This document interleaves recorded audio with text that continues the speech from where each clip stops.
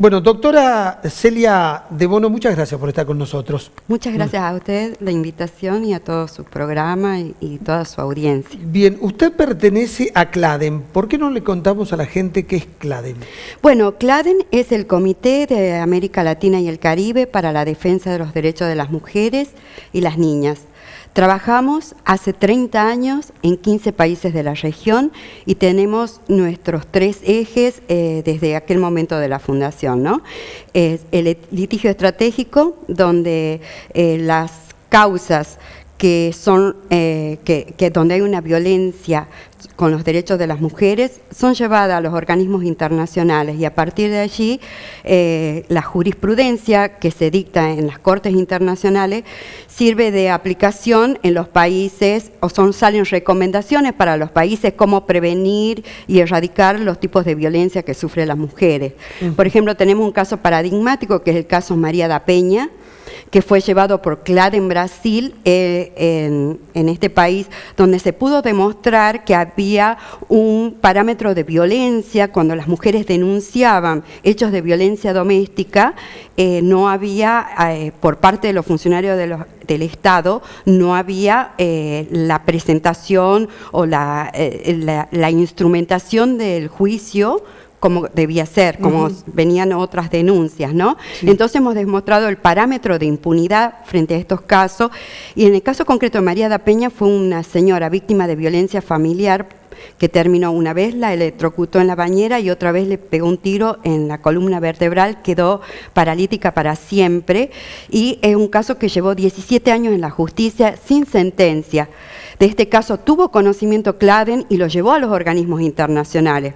De allí se dictó una sentencia donde se considera que la violencia contra las mujeres no solo es doméstica, sino se vieron todos los tipos de violencia que sufre la mujer y entre ellas la violencia institucional, que a la hora de denunciar este tipo de hechos, las instituciones correspondientes que tienen que preservar y llevar un juicio justo, proporcionar los elementos necesarios para que tenga acceso a la justicia esta mujer víctima, no lo hace, ¿no? Claro. Entonces, se dictaron a partir de ahí la ley María da Peña, que ve todos los tipos de violencia y sirvió como un parámetro para toda la región, donde comenzaron a sancionarse las leyes de prevención y sanción de la violencia en toda su forma, en todos los países de América Latina, claro, a partir del año 2009 hasta el presente, donde Argentina es la ley más completa que se ha sancionado en toda América Latina. Qué interesante. Estamos así a la vanguardia. Y hace poco sigue todavía siendo objeto de nuevas reformas, de nuevas, le están dando operatividad a los artículos y se sancionó la violencia política a comienzos de año por parte del Senado de la Nación, donde se prevé que la mujer que no está llegando a los cargos o lugares de poder es una forma de violencia política que genera el famoso techo de cristal, ¿no? Donde vemos que las mujeres llegan hasta un determinado nivel y ya pasando ese nivel ya le pertenece a los hombres. Sí, en eso se está trabajando mucho, ¿no? Porque incluso yo lo que observo que cuando hay publicidad y se la pone a la imagen de la mujer ejecutiva, siempre generalmente hay una sola mujer y varios hombres, como dando a entender que llegó una, pero en realidad hay más hombres. Ahora, qué interesante esta estrategia, ¿no? Porque algo que pareciera ser particular, ustedes lo demuestran que en realidad está generalizado. El nombre puede ser particular de una temática general, lo suben a un organismo internacional y de ahí después eso baja para los distintos países para que se... Es así, demostramos el patrón, demostramos que no es un caso aislado, demostramos que hay muchísimos casos de mujeres víctimas que le pasa lo mismo cuando concurren al órgano que tiene que preservar y cuidar sus derechos, ¿no? Sí, doctora, entonces CLADEN es una red de ONG. CLADEN es una red de personas, ¿no? Que a la vez están en relación con organizaciones y organizaciones de derechos humanos. Trabaja a partir de estos tres temáticas. ¿Cuál es el otro eje? El otro eje es la capacitación a sus miembros y capacitación a los funcionarios públicos del Estado, donde también se hace cabildeo para que la normativa internacional sea vigente en cada uno de los países. Si bien es cierto que la Constitución dice que se encuentran vigentes en nuestro país las convenciones internacionales, como la Convención Belén do Pará, la Convención de la CEDAW, tenemos que trabajar operativamente para que estas normativas tengan una política pública adecuada, porque la norma está, la norma existe, hay muchos países que se han adherido a dicha normativa, pero en las políticas públicas no se la ve reflejada. Claro. Bueno, nosotros trabajamos también para que esta normativa sea reflejada en las políticas públicas, haciendo cabildeo, trabajando con los funcionarios públicos, capacitando, yendo a cada una de... Claro, hay una reconfiguración de la cultura machista, ¿no? Donde uno está formado. Así es. En esta cultura machista donde cuando viene un hombre a denunciar algo se le toman todo el dato, y cuando viene una mujer se demora, se busca detalles y no tiene se a le veces, cree, no se le cree a la no se le cree. mujer, tiene que aportar pruebas, tiene que demostrar la mayor cantidad de eficiencia y eficacia a la hora de presentarse a concursar en un cargo, porque siempre, bueno, está el tema de que tiene que llegar por capacidad, que seguramente o por algo habrá sido, cosas que no son así, son simplemente prejuicios y son conductas de una sociedad machista y patriarcal que no permite que la igualdad real de oportunidades entre varones y mujeres, porque la verdad que no es tan difícil darnos cuenta que hombres y mujeres somos iguales. Nacimos con los mismos derechos, con las mismas obligaciones, con la misma dignidad, con el mismo derecho a la dignidad que sea reconocido. Sin embargo, la mujer parece que necesita demostrarlo día a día, que tiene la capacidad para estar en determinados lugares, que tiene la capacidad para ser presidenta, para estar en los puestos de relevancia en todos los países, ¿no? Sí. Entonces, ahora se ha avanzado en este sentido, ¿no es cierto? Estamos con leyes avanzando. de cupo y además el machismo con resistencia, pero está en retirada. Sí, bueno, siempre hay resurgimientos, hay avance y retrocesos, ¿no? Sí. Nosotras que tenemos mucha experiencia en estos 30 años en toda la región, nos damos cuenta que, si bien es cierto, hemos logrado, hemos conquistado y tenemos la posibilidad de decir en voz alta que tenemos muchos derechos de los cuales no vamos a volver ni un minuto atrás. A ningún país se le ocurre decir vamos a retroceder sobre, por ejemplo, los derechos civiles y políticos de las mujeres, Por ¿no? supuesto. También sabemos que hay una ola donde pretenden que retrocedamos, ¿no? Hay como un resurgimiento de pensamientos que no tienen que ver con la igualdad de oportunidades y de derechos, ¿no? Pensamientos neoliberales donde consideran que la mujer tiene que estar en el hogar, donde no se le reconoce las tareas de cuidado, donde, bueno, incluso ahora mismo en la marcha internacional que vamos a hacer, vamos a reclamar esto, ¿no? La ahora, igualdad. qué interesante esto que me acaba de hacer la relación con una ideología económica como el neoliberalismo, porque estaba leyendo en la bibliografía, preparando el programa, que el voto femenino se dio en sociedades capitalistas y de presencia de sectores medio fuertes, donde las mujeres de clase media lograron imponerse. Bueno, porque sí, el liberalismo en definitiva no es que le dice a la mujer que se tiene que quedar en la casa. El liberalismo lógico es que cada uno debe explotar... tener unos roles, o sea, le otorga roles determinados a varones y mujeres. Ajá. Entonces los Porque roles... en realidad, como habla de la libertad, no podría darle los roles predeterminados. Claro, bueno, hay un contrasentido, Sí, como por supuesto, verá, hay contradicciones hay siempre muchas en todo. contradicciones en sus propios Ahora, términos. doctora, le contemos a la gente qué va a ocurrir en los próximos días a nivel internacional, que es inédito. Bueno, a nivel internacional vamos a marchar, ese día paramos con la consigna, cuando las mujeres paran, el mundo para. Bien, ¿no? Estamos hablando del 8... Del 8 y 9 de marzo, porque el 8 es día domingo, entonces ese día va a ser un día de actividades que están organizando las distintas compañeras feministas en todo el país, va a haber teatro, muestras callejeras, en fin.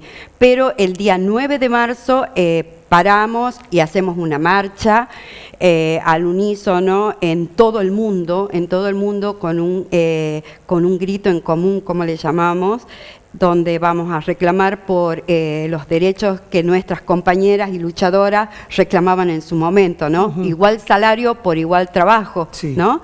Es un día de lucha, de reconocimiento y también de rendir homenaje a aquellas compañeras que perdieron su vida, ¿no? En aquel momento, en la fábrica, donde reclamaban descanso dominical, 10 horas de trabajo, igual salario por igual trabajo, ¿no?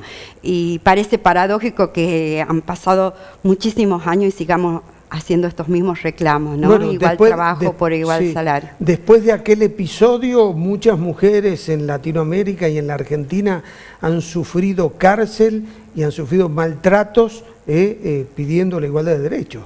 Así es, así o sea, es. Esto no es un proceso lineal, es un proceso, obviamente tiene avances y retrocesos. De todas maneras, me parece que ya hay como una conciencia generalizada, ya no hay ningún ámbito que pueda negar que esto ya no lo entiende. Exactamente, exactamente, es algo evidente. Primero, no hay ninguna mujer que ya no sepa cuáles son sus derechos. Lo que hay que lograr es que los pueda ejercer. Exactamente. Pero antes había muchas mujeres que creían que su derecho era estar sometida, ¿no? Correcto. En esa construcción cultural. En esa construcción cultural patriarcal que estamos desconstruyendo y construyendo de nuevo, ¿no? Porque una sociedad va a ser más justa y más igualitaria cuando esté integrada por todos sus miembros integrantes. Y nosotras somos el 50% de la población. Más, en Argentina somos el 55% de las mujeres. No, y además el desarrollo va a ser seguramente un desarrollo más perfecto o más perfectible en la medida que haya una mayor participación y que esta participación sea con igualdad de género, ¿no? Por supuesto. Y no de una sola mirada, de una sola perspectiva, ¿no? Por supuesto, y esto también apunta al empoderamiento económico, porque fíjense de lo que se está privando un país, de no poner al funcionamiento o no reconocer el trabajo remunerado de las mujeres en igualdad de cuando tiene una mano útil que pueda servir al aumento del PBI, porque por ejemplo nosotras estamos viendo que los trabajos de cuidado no son reconocidos como trabajo remunerado, y cuando la mujer no pueda ejercer, una mujer de 50 años por ejemplo, tiene que estar cuidando a sus padres que están mayores y también puede estar cuidando a sus nietos. O sea, este trabajo de cuidado que hace la mujer, que muchas veces tiene que hacerse a un lado de la esfera pública o no tiene la cantidad de horas necesarias para estar trabajando o estar presente en la esfera pública. Claro, porque se posterga. Se va postergando. No es reconocido este trabajo, ¿no? Entonces, es uno de los reclamos. Y la otra cosa es que se visualice que realmente la mujer tiene cuestiones de cuidado que no le permiten estar en igualdad de condiciones a la hora, por ejemplo, en la parte política, ¿no? Cuando a la hora que hacen las listas, se hace a cualquier hora las listas, entonces la mujer que ha estado trabajando, militando, y en forma permanente, hablando con los compañeros, a la hora de formar las listas, las mujeres están ausentes, ¿no? Justamente por doctora, pero además acá hay una ironía, ¿no? Porque de pronto se ha logrado el 30% en las listas, pero resulta que cuando una mujer deja el cargo por X motivo, la sucede un hombre, cuando en realidad lo lógico sería la sucede una mujer, porque originariamente era para cumplir con un cupo. Claro, nosotros acá hemos trabajado como CLADEN, justamente en el tema del cupo,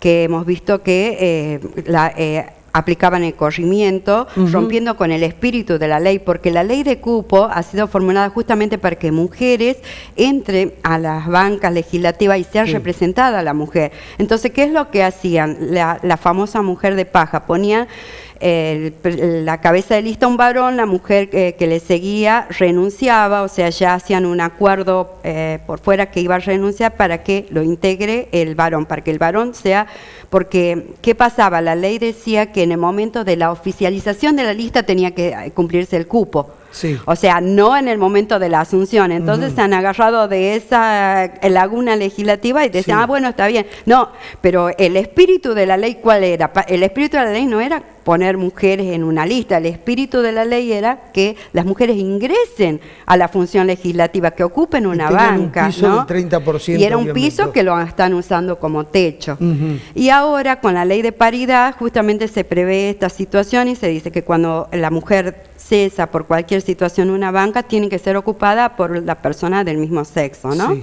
O sea que ya, digamos que esta laguna ha sido un poco cubierta. ¿Y cuáles son las la anécdota que te quiero contar, Sí. Pedro, es que la ley de cupo ha sido la ley que mayor ataque judicial ha recibido por parte de los partidos políticos y de los candidatos, ¿no? Ujú. Llama la atención también, bueno, no llama la atención, sino Esto- es típico de una sociedad patriarcal y machista donde considera que el varón es el que tiene que ocupar los espacios de poder. Sí, comparto porque yo estuve en todo todo el proceso y las voces en contra de todo el cupo, la cantidad de argumentos que se utilizaron en su momento eran infinitos, ¿no? Pero bueno, Infinitos, sí. infinitos. Incluso la Junta Electoral está diciendo que, bueno, que en el caso de que cese con una mirada muy sesgada, ¿no? Porque se supone que ya estamos con las capacitaciones y con la perspectiva de género en todos los niveles, pero sigue con esta mirada sesgada diciendo que estos lugares se aplica el corrimiento, o sea, una vez que asume la banca y deja sus funciones el legislador o la diputada electa, bueno, en el caso de la provincia de Tucumán, el legislador lo ocupa otro Sí, corrimiento, y hay otro varón siempre, ¿no? Sí, habría que hacer alguna modificación legal para que dejarlo claro, aunque un acto de sensatez y razonabilidad nos dice con toda claridad que el espacio que deja libre la mujer lo tiene que ocupar otra mujer. Claro, incluso fíjense ustedes que hay un caso, un antecedente,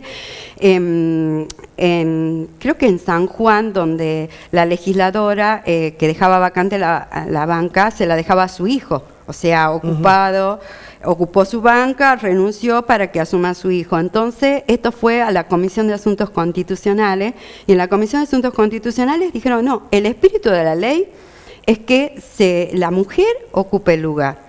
Ella no puede, bueno, aparte se veía muy claramente la maniobra, ¿no? Ella no puede presentarse como cabeza de lista para dejar después al verdadero dueño de la banca, que sería su hijo. Entonces la hicieron asumir a la mujer que continuaba. Este es un antecedente del año 2002 que nos sirvió para hacer todos los planteos que hicimos acá en la provincia de Tucumán, y aún así tampoco nos hicieron lugar acá. Sí, una vuelta leí una cosa que me pareció interesante, se reunieron grupos de mujeres feministas que están luchando por estos derechos con los publicistas. Ajá, Y se sí. pusieron de acuerdo para que los publicistas dejen de hacer cortos publicitarios donde la mujer aparezca cosificada y que sigan sosteniendo esa mirada machista. Bueno, Y las agencias de publicidad se avinieron a esto y le pidieron a los clientes cambiar. A ver, les voy a dar un dato porque esto lo observé. Si usted camina por la 25 de mayo de la Plaza Independencia hacia arriba, va a encontrar muchos negocios donde la cartelería, la mujer está cosificada. No. E incluso hay un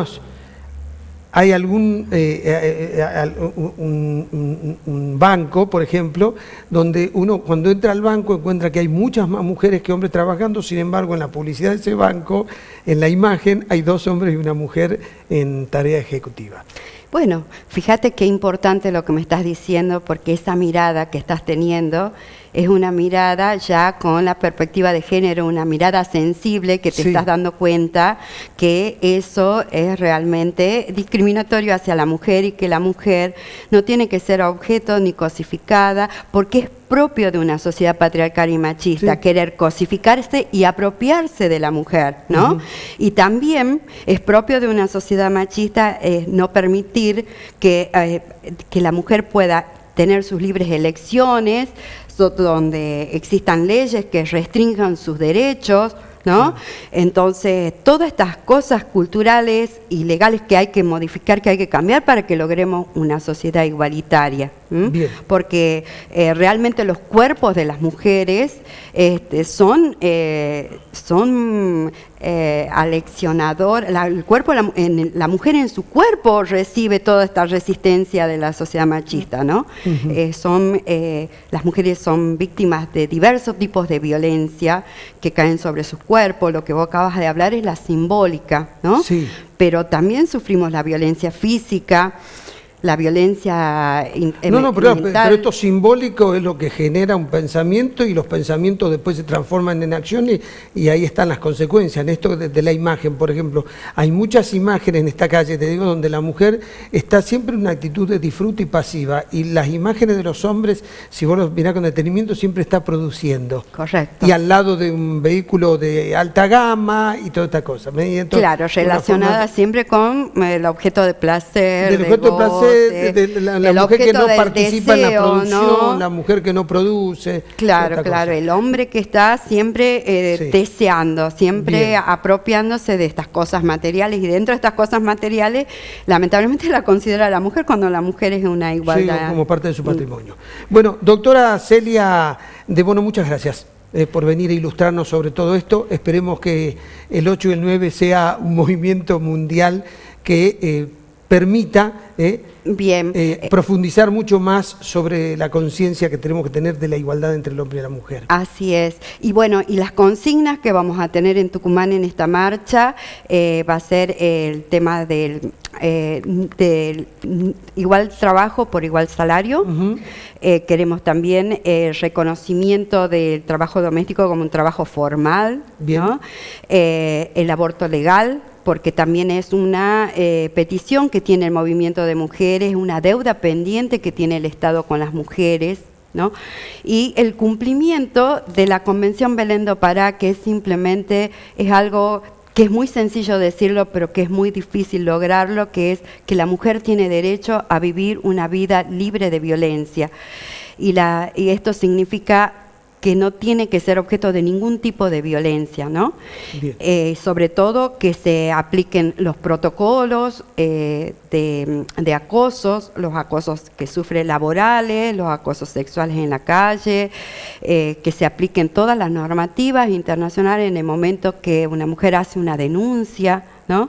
Que su testimonio sea escuchado, que sea respetado en el momento ese que está haciendo la denuncia, porque una mujer que denuncia no es un momento fácil para su vida, es un momento que ella está dando un salto y quizás necesita que los organismos del Estado, el organismo que esté recibiendo esta denuncia, que sea bien tratada, que sea escuchada, que sea respetada, que no sea repreguntada, que por qué no lo hizo antes, por qué no lo hizo después, por qué esto, por qué, sino que es necesario tener la escucha activa para que esta mujer pueda no sentirse tan mal en ese momento, y después sentir que realmente puede lograr que estos hechos que son graves, que vivimos todos los días, no queden impunes. Bien, doctora, muchas gracias. Gracias a ti. Nos despedimos hasta el próximo martes.